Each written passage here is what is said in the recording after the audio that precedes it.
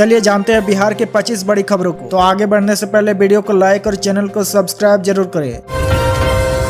बिहार के कैमूर जिले में एक और टाइगर रिजर्व मिलने वाला है। इसको लेकर केंद्र सरकार को प्रस्ताव भी भेजा जा चुका है। पर्यावरण, वन एवं जलवायु मंत्री ने कहा कि पिछले 12 वर्षों में बिहार में बाघों की संख्या में 8 गुना बढ़ोतरी हुई है, जो ये दर्शाता है कि बिहार बाघों के प्रजनन के लिए उत्कृष्ट स्थल है। इसके अलावा उन्होंने बताया कि पिछले 12 वर्षों में बिहार में बाघों की संख्या में 8 गुना वृद्धि हुई है, जो राज्य में बाघों के लिए अनुकूल वातावरण का प्रमाण है। उन्होंने कहा कि संजय गांधी जैविक उद्यान में अब तक कुल 32 बाघों का जन्म हुआ है, जो यह दर्शाता है कि यह उद्यान बाघों के प्रजनन के लिए उपयुक्त स्थल बन चुका है।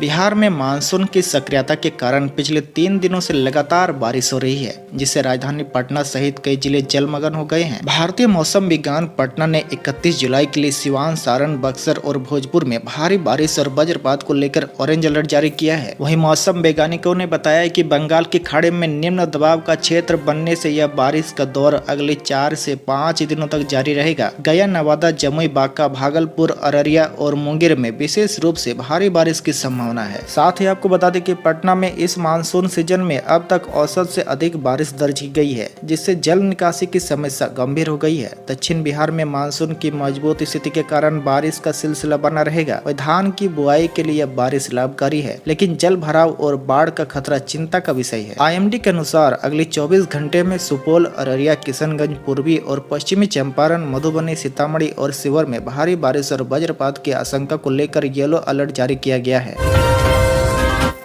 बिहार में होने वाले विधानसभा चुनाव से पहले मुख्यमंत्री नीतीश कुमार ने एक और बड़ा ऐलान कर दिया है। सीएम नीतीश कुमार ने आशा और ममता कार्यकर्ताओं के मानदेय में बढ़ोतरी का ऐलान कर दिया है। मुख्यमंत्री ने स्वास्थ्य के क्षेत्र में आशा कार्यकर्ताओं के काम की तारीफ करते हुए अपने आधिकारिक एक्स हैंडल पर खुद इनके मानदेय बढ़ाने के बारे में जानकारी दी है। आशा कार्यकर्ताओं को अब 1000 रुपए की जगह 3000 रुपए प्रोत्साहन राशि प्रदान की जाएगी। साथ ही ममता कार्यकर्ताओं को प्रति प्रसव 300 रुपए की जगह 600 रुपए की प्रोत्साहन राशि प्रदान की जाएगी। उन्होंने कहा कि इससे उनका मनोबल और बढ़ेगा तथा ग्रामीण क्षेत्रों में स्वास्थ्य सेवाएं और मजबूत होगी। आपको बता दें कि बिहार सरकार ने एक ऐतिहासिक निर्णय लेते हुए राज्य भर में कार्यरत 94,664 आशा कार्यकर्ताओं और 5,203 ममता कार्यकर्ताओं के मानदेय में भारी बढ़ोतरी की है। इसके साथ ही ग्रामीण और शहरी क्षेत्रों में 26,325 नई आशा कार्यकर्ताओं की नियुक्ति का भी फैसला लिया गया है।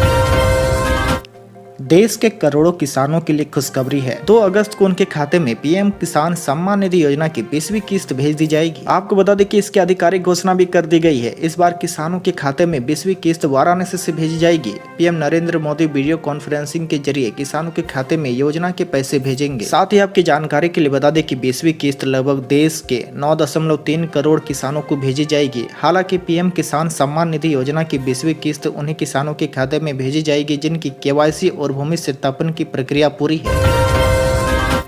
बिहार के नालंदा जिले में राजगीर का इंटरनेशनल क्रिकेट स्टेडियम बिहार खेल इतिहास में नया अध्याय जोड़ने जा रहा है। 29 जुलाई को बिहार कैबिनेट ने राजगीर खेल अकादमी और इस स्टेडियम के लिए 1131 करोड़ रुपए की स्वीकृति दी है। आपको बता दें कि यह स्टेडियम 72,843 वर्ग मीटर में फैला होगा और 40,000 दर्शकों की क्षमता के साथ वानखड़े और ईडन गार्डन जैसे स्टेडियम को कड़ी टक्कर देगा। वहीं भवन निर्माण विभाग के सचिव कुमार रवि ने इस बारे में बात करते हुए बताया कि इसका निर्माण कार्य अगस्त 2025 तक पूरा होने की उम्मीद है, जिसके बाद यह स्टेडियम अंतर्राष्ट्रीय और IPL जैसे बड़े टूर्नामेंट की मेजबानी करेगा।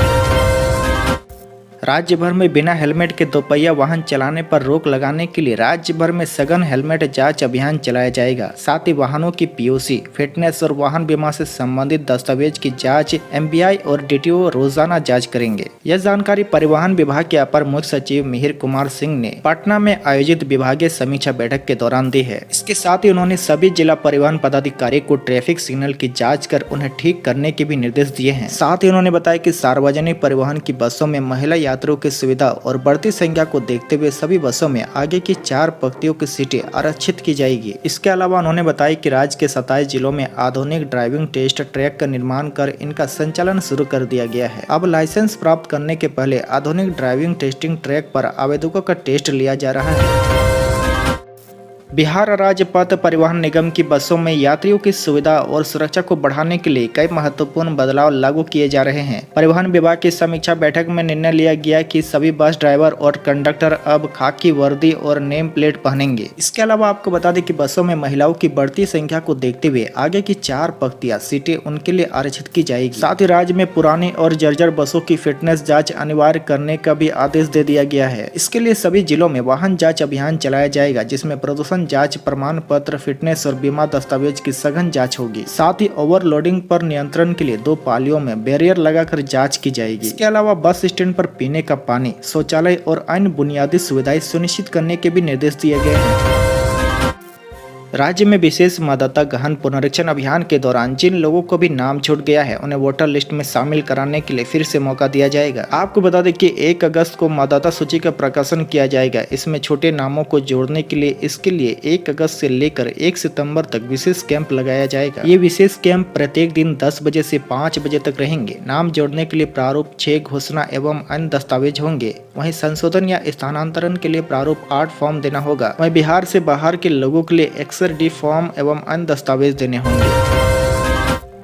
बिहार में राजस्व महाअभियान की शुरुआत होने वाली है। राजस्व एवं भूमि सुधार विभाग की ओर से 16 अगस्त से 20 सितंबर तक ये महाअभियान चलेगा। इस अभियान के उद्देश्य भूमि संबंधी दस्तावेज में पारदर्शिता लाना और जनता को जमीन से जुड़ी जरूरी सुधारों की सुविधा सीधे उनके द्वार तक पहुंचाना है। इस संबंध में विभाग के अपर मुख्य सचिव दीपक कुमार सिंह ने सभी प्रमंडलीय आयुक्त एवं जिलाधिकारियों को पत्र भी जारी किया है। वहीं महाअभियान के दौरान राज्य भर में डिजिटाइज जमाबंदी में त्रुटियों का सुधार, छूटी हुई जमाबंदियों को ऑनलाइन कराना, उत्तराधिकार नामांतरण और बंटवारा नामांतरण जैसे मामलों का समाधान किया जाएगा। इसके साथ ही नाम, खाता, खेसरा, रकबा, लगान जैसी अशुद्धियों को ठीक किया जाएगा। वहीं ऑफलाइन जमाबंदी को डिजिटल प्लेटफॉर्म पर लाया जाएगा। वहीं रैयत की मृत्यु के बाद उत्तराधिकारियों के नाम पर जमाबंदी कराई जाएगी। वहीं संयुक्त जमाबंदी के मौखिक बंटवारे के बावजूद अंशधारकों के नाम से अलग जमाबंदी कायम होगी। महाअभियान के लिए गठित टीम के सदस्य इस अवधि में घर घर जाकर लोगों को उनकी जमाबंदी की प्रति देगा। साथ ही हल्का शिविरों में भी आवेदन लिए जाएंगे।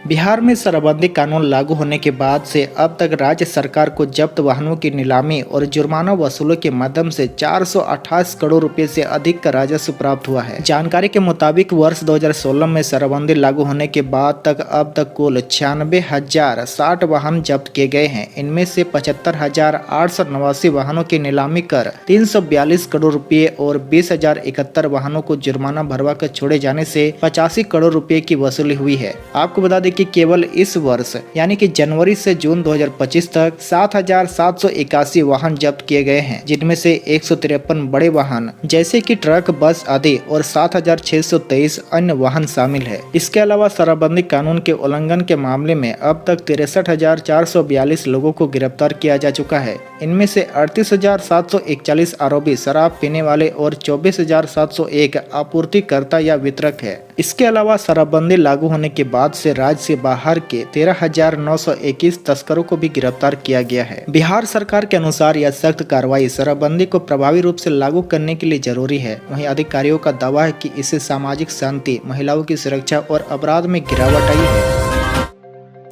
रेलवे में नौकरी के बदले जमीन लिखवाने के चर्चित मामले में राष्ट्रीय जनता दल के सुप्रीमो और बिहार देश के पूर्व रेल मंत्री लालू प्रसाद यादव को सुप्रीम कोर्ट से एक और बड़ा झटका लगा है। सुप्रीम कोर्ट ने लालू यादव की उस याचिका को खारिज कर दिया है जिसमें उन्होंने ट्रायल कोर्ट की कार्यवाही पर रोक लगाने की मांग की थी। अदालत ने कहा कि निचली अदालत में आरोप तय करने की प्रक्रिया दिल्ली हाईकोर्ट में लंबित याचिका के फैसले पर निर्भर करेगी। अगर ट्रायल कोर्ट में आरोप तय हो जाते हैं तो हाई कोर्ट में दाखिल याचिका स्वतः ही निष्प्रभाव हो जाएगी। इससे पहले 18 जुलाई को भी सुप्रीम कोर्ट ने इस मामले में ट्रायल पर रोक लगाने से इनकार कर दिया था।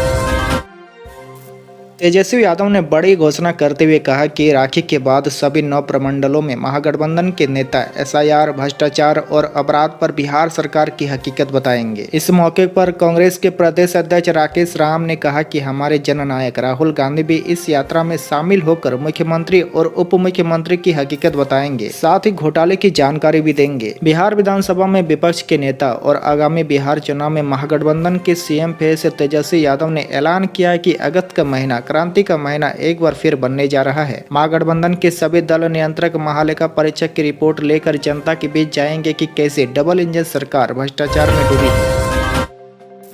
बिहार विधानसभा चुनाव 2025 से पहले इंडिया गठबंधन के भीतर सीटों को लेकर खींचतान चरम पर पहुंच गई है। तेजस्वी यादव की अगुवाई में कई दौर की बैठक के बावजूद घटक दलों की राजनीतिक भूख कम नहीं हो रही है। इंडिया गठबंधन की समन्वय समिति अब तक 5 बैठकें कर चुकी है। वहीं राजनीतिक विश्लेषकों का कहना है कि गठबंधन के भीतर सीट बंटवारे को लेकर खींचतान से आंतरिक मतभेद और स्थानीय स्तर पर असंतोष बढ़ सकता है। कई दल अपनी राजनीतिक प्रासंगिक बनाए रखने के लिए अतिरिक्त सीटों की मांग कर रहे हैं, भले ही उनका जमीनी आधार सीमित हो। वहीं विकासशील इंसान पार्टी प्रमुख मुकेश सहनी ने मंगलवार को सियासी बारूद फोड़ दिया, जब उन्होंने कहा कि हमारी पार्टी 60 सीटों पर चुनाव लड़ेगी, बाकी सीटों पर हमारे सहयोगी लड़ेंगे। और उन्होंने साथ ही कहा कि उप मुख्यमंत्री की कुर्सी भी हमें ही चाहिए। डाक विभाग ने अपने ग्राहकों को और बेहतर व सरल सेवा देने के लिए बड़ा कदम उठाया है।